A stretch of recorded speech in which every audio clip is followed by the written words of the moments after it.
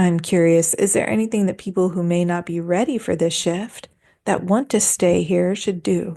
What messages would you give them, if any, that would encourage them to get prepared to stay? Well, I think it's coming from a place of the heart. So, really being open and loving. If there is a lot of judgment, if you hate people who are unlike you, if you're creating differentiation in your mind between groups of people and making some good and some bad, those are the people who are leaving. So you have to be very cautious of your judgment, very mindful of your judgment, and know that the shift is occurring and it's here to bring all people together in equilibrium and harmony. And you can only do that from a space of a loving heart. And what would they like you to do to help prepare people for this? Communicate this and prepare others and share this information. What do they say about that? They're saying that there's different ways to communicate it. And so I think that's what's difficult in that some people are not going to be here that you might want to be here. So you want all these people to be prepared, but some of them won't have to be. But that's not our judgment call to make. And so it's sharing what information with people they are able to hear at the time. So it might just be in a different context. For some people, if you have a strong spiritual connection, you might be able to tell them the full story of what's going to happen and why and how to be prepared. For other people, if you're not as certain, if you don't have that same spiritual connection, you might provide different context. It might be geopolitical or some of these surface level things that give you a cover to help people to get prepared in basic ways, like with food and water. And you can give them a different type of description.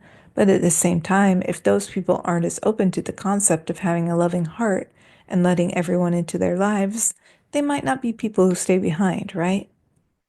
Okay. Would they like to tell you what your purpose is in being here on the earth at this time?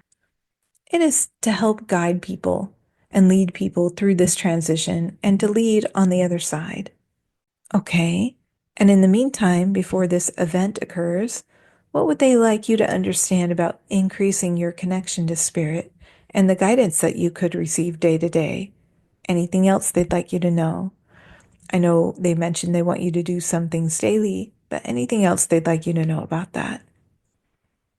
They say I need to create more quiet time, put my phone down more, create more mental space to allow connection and messages in, that I'm consuming too much data and information to let spirit in sometimes, and to create some space. What do we do when the event happens? What is the best thing to do to wait it out, and how long will it last? Good. And what would they like you to know about that? They're saying to just stay in place where we are, to be at home, to be mostly away from other people unless they are people that we absolutely trust and who we have common belief systems with. They're saying it'll be less than a week for the transition.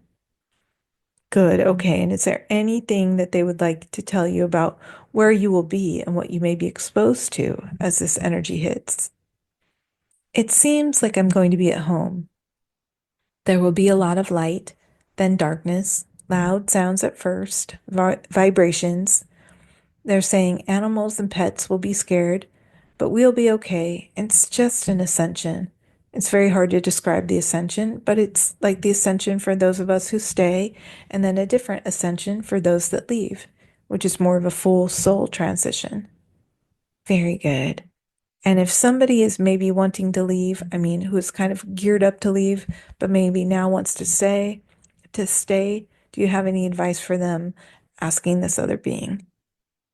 If they want to stay, they have to be prepared to really truly shift in a way that they are opening their heart and loving to others. That pure intention has to be there. Otherwise, they can't control the shift.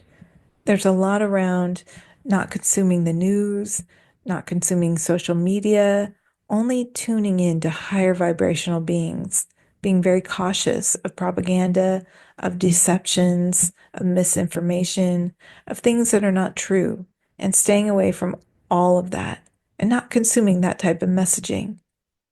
Thank you.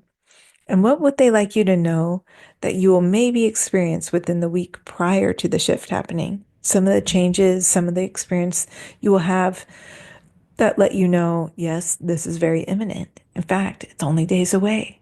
What would they like you to know about that? They're saying that there will be an intensity on the earth that will be almost unbearable for light workers. There will be just such a polarity, such a disparity, such a conflict of energies. And it's like that intensity of energies is what's causing such a disruption of planet Earth itself. That's what's causing the weather events. So, all of the things that we're experiencing right now, politically and fighting within humanity and with all of the weather events, it will be even more extreme. And especially the political issues and the fighting amongst humanity is going to reach a fever pitch. It feels unbearable. And then the earth has a physical reaction to it, which is what's causing the earth events. So there's just this extreme intensity, and it will feel unbearable and shocking that the world is at that place, and that's when it's coming. Thank you. And do they have any final messages for you before we end our session? Just be prepared, as they've talked about. That's all. And to really think about food, water, transportation, and communication. Those are the big things.